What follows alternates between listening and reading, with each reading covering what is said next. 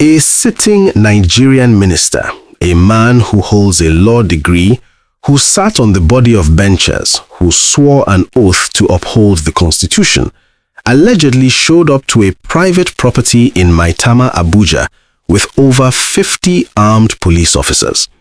There was already a court order in place, a valid subsisting order from a Federal Capital Territory High Court, directing all parties to maintain the status quo.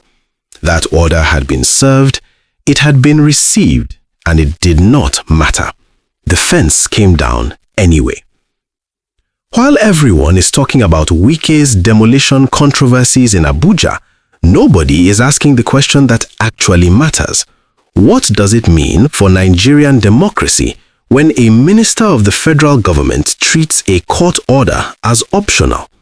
Because if the answer is nothing happens, that is not just a problem for the property owner in Maitama. That is a problem for every Nigerian who has ever relied on the courts to protect what is theirs. Most channels will give you the headline. We give you the architecture behind it. If you have never been here before, you just found Nigeria's most analytical political channel. Subscribe, because what comes next is the part they hope you never piece together.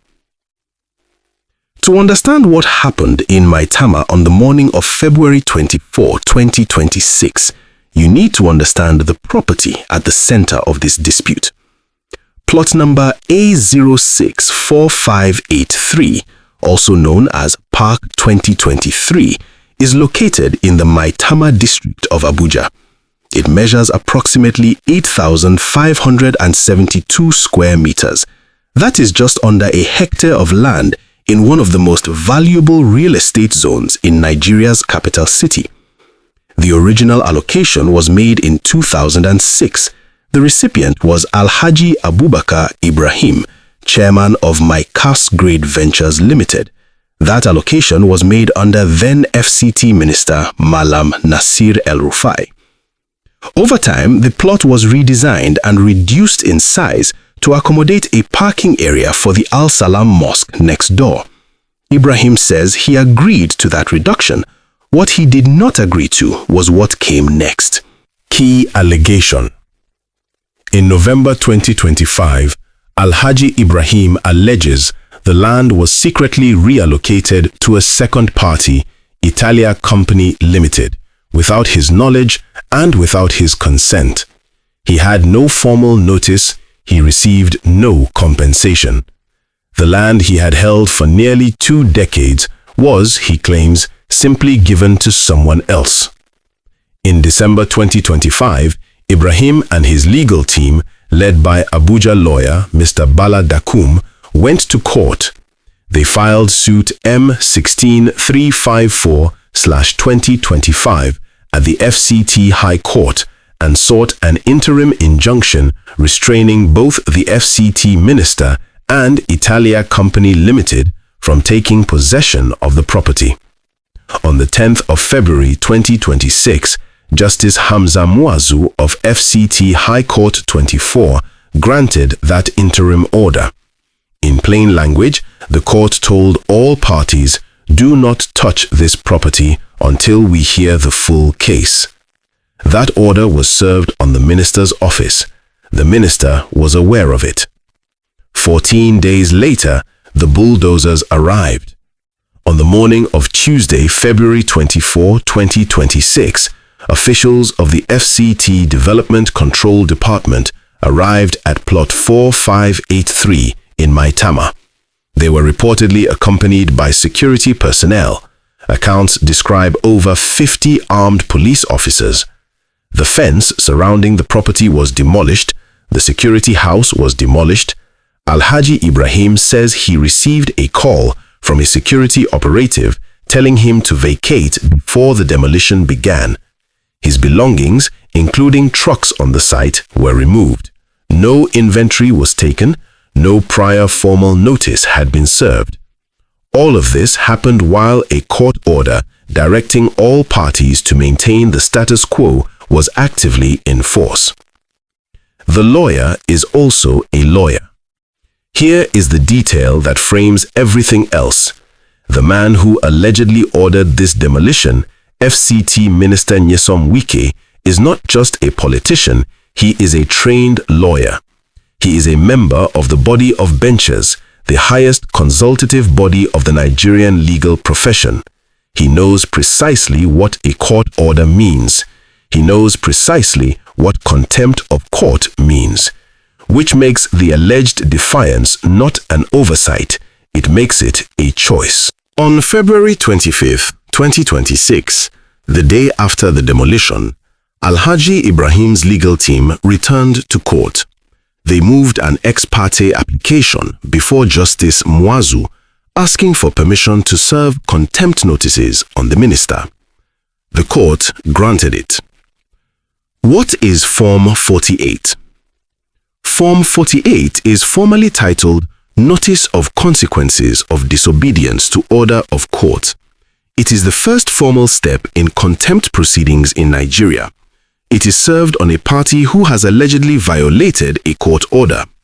The Form 48 served on Minister Wike reads in part, "Take notice that unless you obey the order, you will be guilty of contempt of court and will be liable to be committed to a correction center."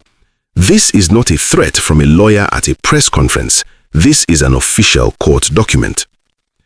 After Form 48 comes Form 49. Form 49 is the actual application to commit the person to prison for contempt. It triggers the committal hearing, the formal process by which a judge determines whether the person is in contempt and if so, what the punishment is. Under Nigerian law, contempt of court can result in a fine, imprisonment, or both. There is no immunity clause that protects a sitting minister from contempt proceedings. Cabinet position does not insulate a public official from a court's enforcement powers.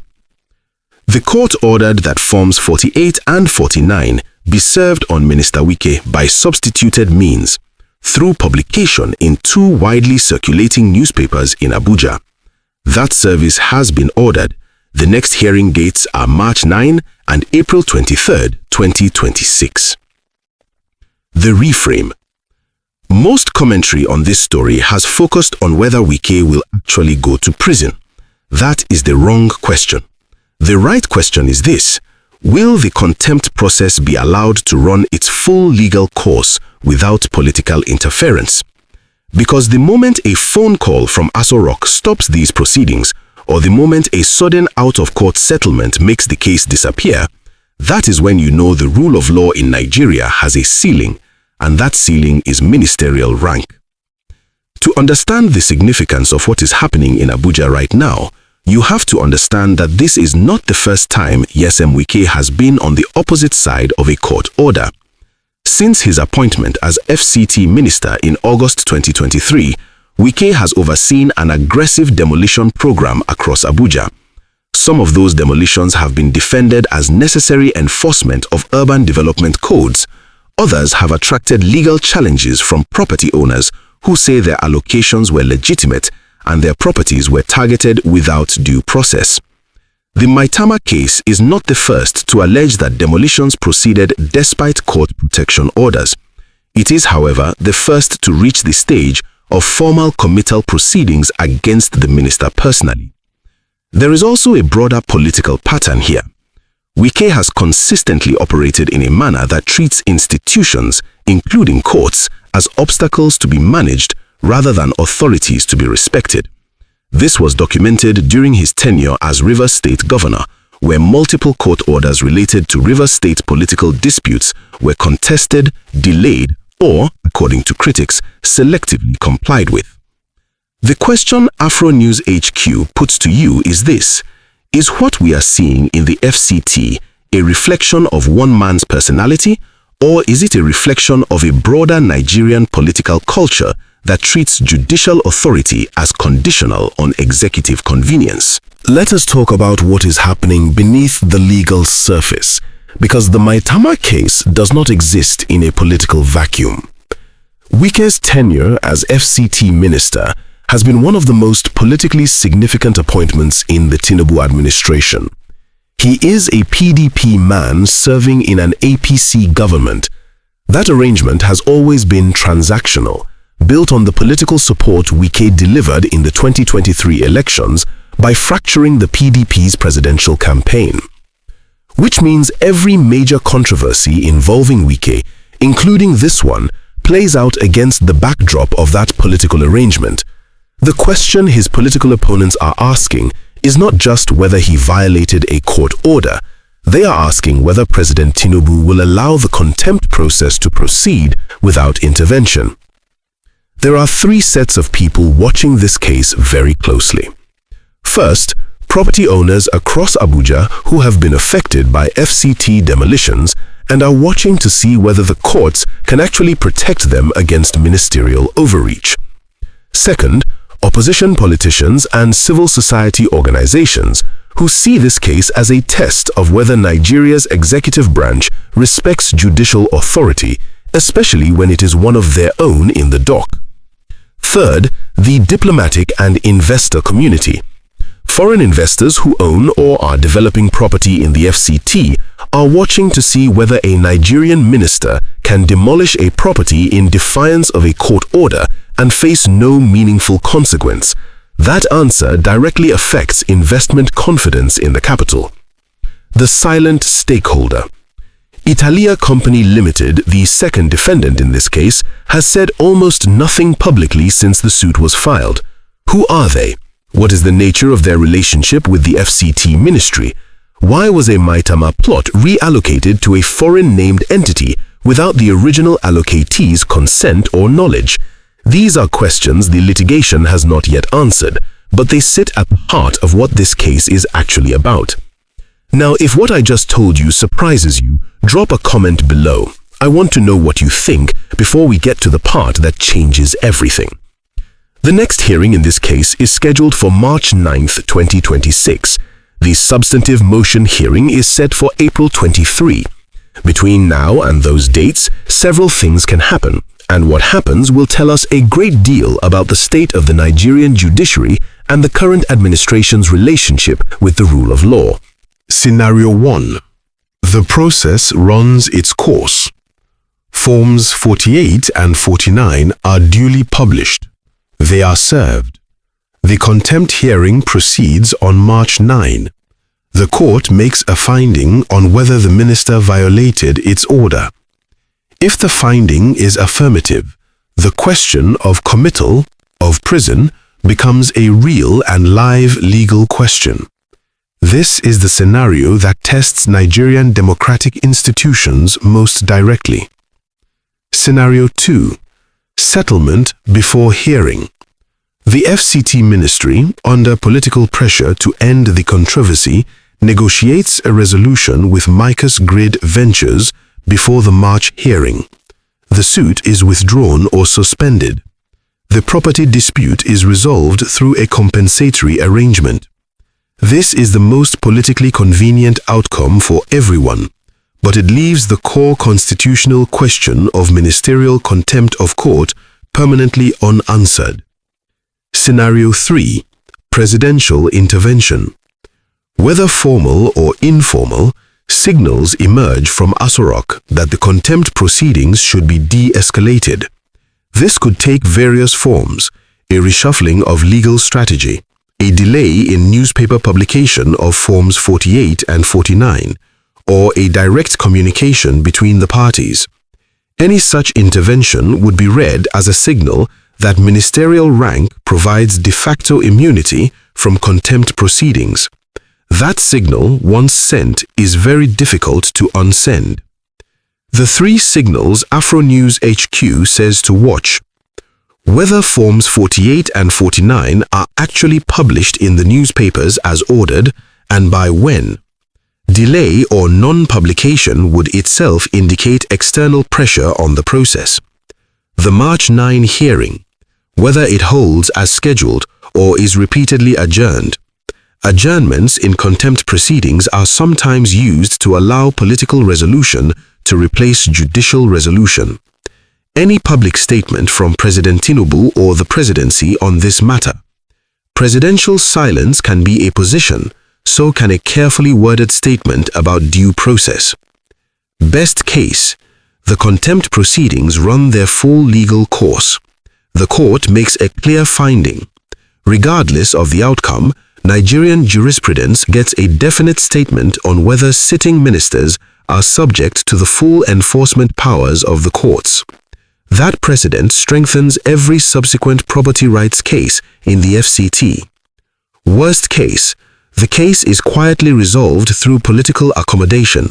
The contempt proceedings are abandoned, and the precedent set is the opposite, that sufficiently powerful ministers can demolish properties under court protection without judicial consequence.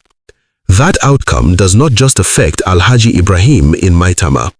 It affects every Nigerian who has ever or will ever need a court order to protect what is theirs. We opened with a question. What does it mean for Nigerian democracy when a minister of the federal government treats a court order as optional? Here's what the evidence shows. A property owner obtained a court order. The court order was served. The minister, a trained lawyer and member of the body of benchers, allegedly proceeded with the demolition anyway. The court responded by authorizing contempt proceedings. Form 48 has been issued. Form 49 is on the table. The case is before Justice Mazu. The legal mechanism is functioning. The question is not whether the law exists. The question is whether it will be allowed to work. Nigeria has seen this before. Cases that start as legal disputes and end as political negotiations. Courts that are bypassed not by defiance but by convenience. The rule of law is not just about what the law says. It is about whether the law is applied consistently at every level to everyone, including the minister with 50 armed police officers behind him. This case is a test. What happens between now and April 23 is the answer. You now know something most Nigerians watching the news tonight do not know. What you do with it is up to you. Share it, debate it, challenge it. That is how democracies survive. AFRONEWSHQ. Nigeria deserves better analysis. See you in the next one.